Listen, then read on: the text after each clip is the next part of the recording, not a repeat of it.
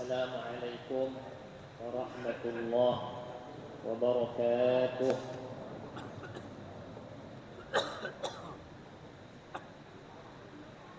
Innal hamdalillah wahdahu nahmaduhu wa nasta'inuhu wa nastahdihi wa natubu ilayhi wa nastaghfiruh wa na'udzu billahi min shururi anfusina وسيئات أعمالنا إنه من يهده الله فلا مضل له ومن يضلل فلا هادي له نصلي ونسلم على نبينا محمد وعلى آله وصحبه ومن تبعهم بإحسان إلى يوم الدين.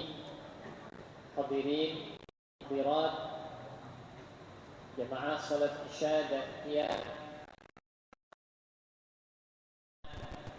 mudah-mudahan diterima amalnya berdahannya, disehatkan, diafiatkan badan, dilapangkan dan diberkahi rezekinya, dan mudah-mudahan senantiasa dalam limpahan rahmat dan barakah dari Allah Jalla wa'ala. Bapak Ibu sekalian,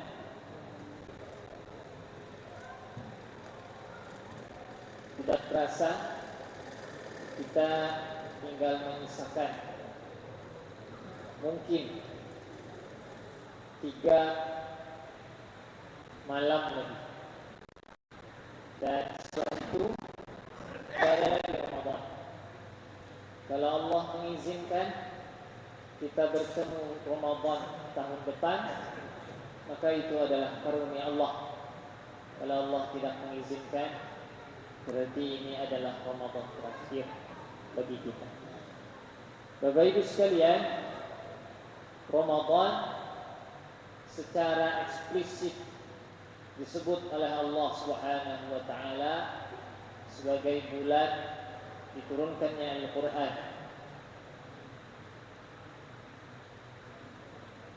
Oleh karenanya ulama tidak ada yang berlebihan dalam merefleksikan interaksi dan suhbahnya terhadap Al-Quran di bulan Ramadan. Gak ada. Bahkan Imam Syafi'i yang disebutkan khatam 60 kali itu, tidak ada satu ulama pun yang berani bahwa menyebutkan Imam Syafi'i berlebihan. Gak ada. Bahkan ada hadisnya bahwa membaca Al-Quran itu maksimal 3 hari 1 kali khatam. Betul, hadisnya itu sahih. Tetapi ulama kemudian menjelaskan itu di luar Ramadan. Di dalam Ramadan gaspol. Oleh karenanya kita di 3 hari terakhir Ramadan ini, usini wa iyyakum, mari kita intensifkan lagi, kita tingkatkan kuantitas dan kualitas interaksi kita dengan Al-Quran. Setidaknya kita menghindari satu hal yang disebutkan oleh Allah Jalla wa'ala di dalam surah Al-Furqan ayat 30. Nanti kata Allah, ini Allah memberitahu kita semua, Rasul itu ngadu. Wa qala Rasul, Rasul bilang sama Allah, inna qaumi ittakhadhu hadzal Qur'an mahjura.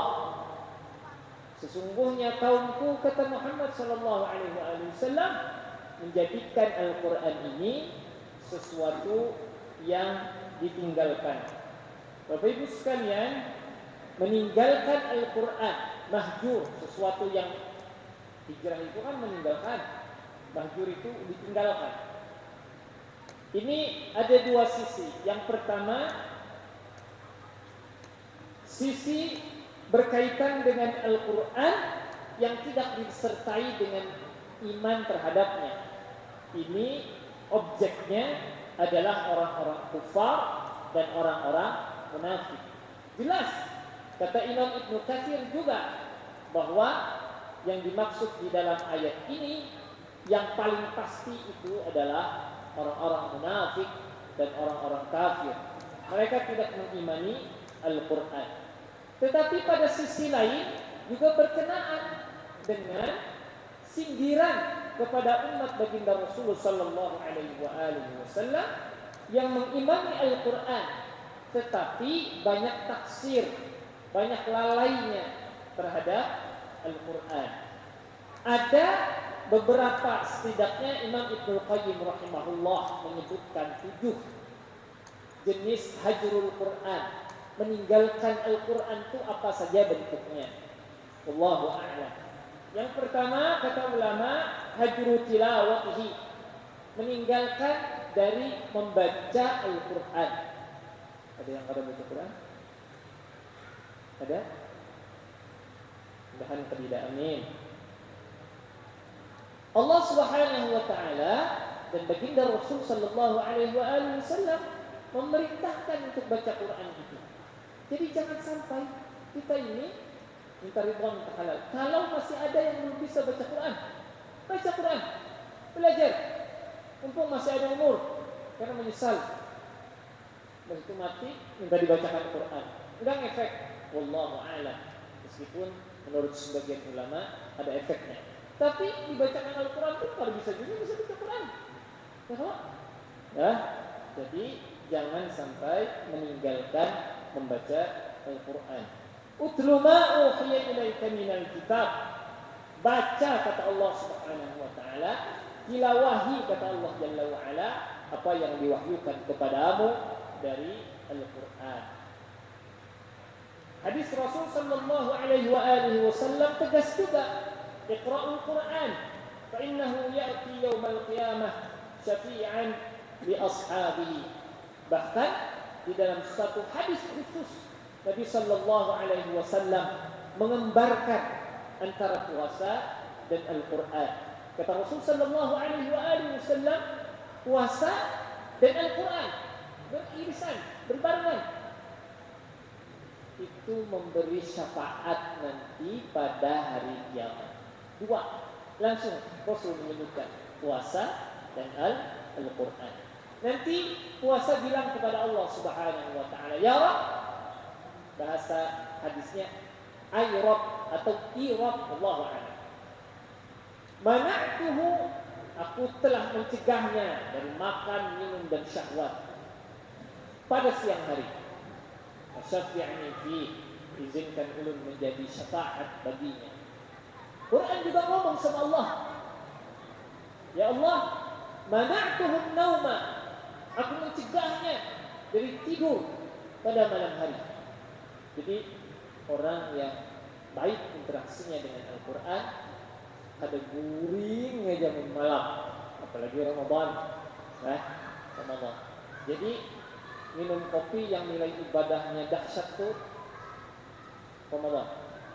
Kemudian niatakan Allah hendak beribadah, minum kopi itu nilainya luar biasa.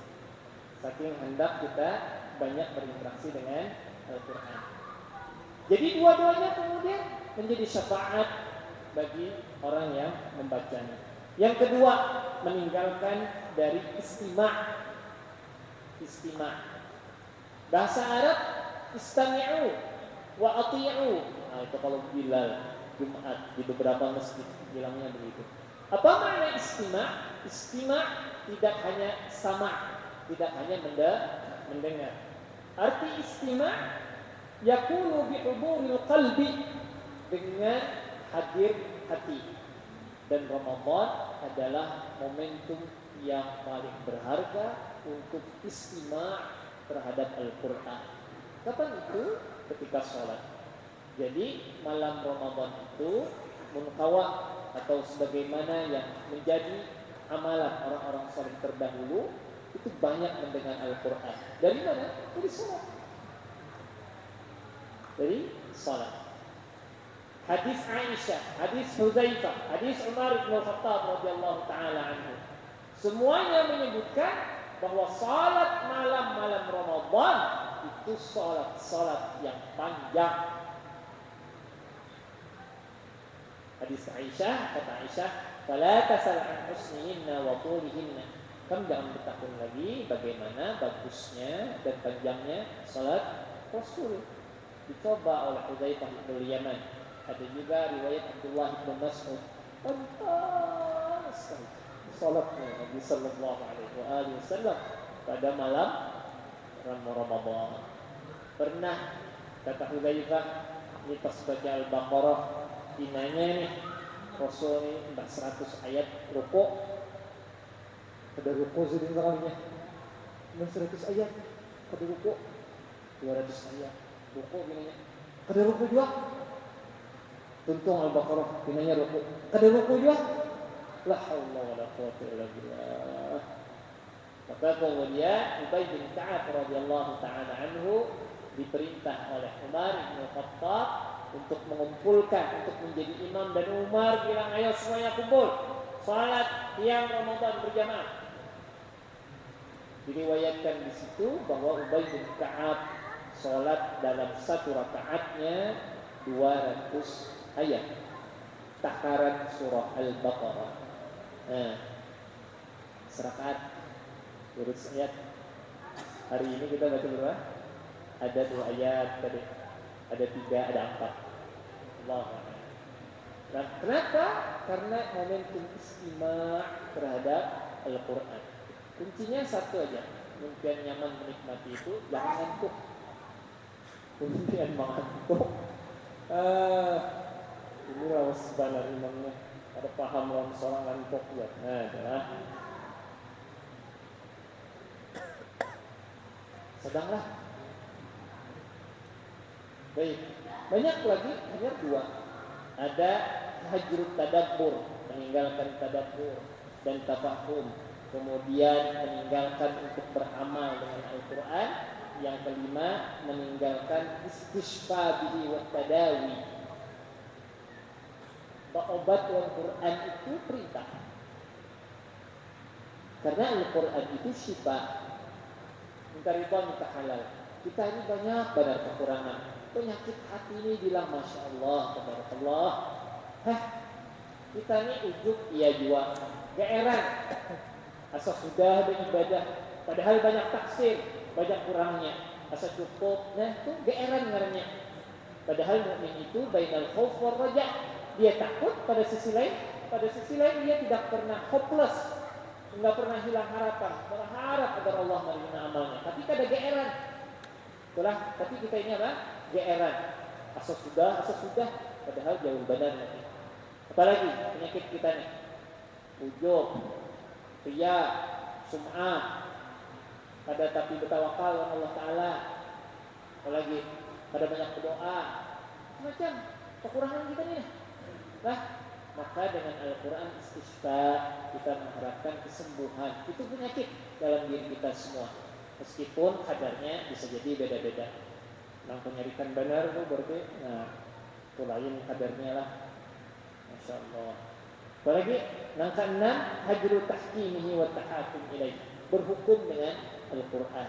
Ini dalam konteks hidup bernegara, hidup bersosial, bermasyarakat, PR besar. Allahu a'lam bishawab. Aqulu ma tasma'un. Astaghfirullahal azim li wa lakum. Yang benar dari Allah, yang khilaf, yang kurang adalah bagian dari kekurangan ulun. Saling sama-sama kita menguatkan dan mendoakan. Mudah-mudahan Allah menerima amal ibadah kita, wabil khusus di bulan Ramadan ini. Hadana Allah wa iyyakum ajma'in. Wassalamualaikum warahmatullahi wabarakatuh.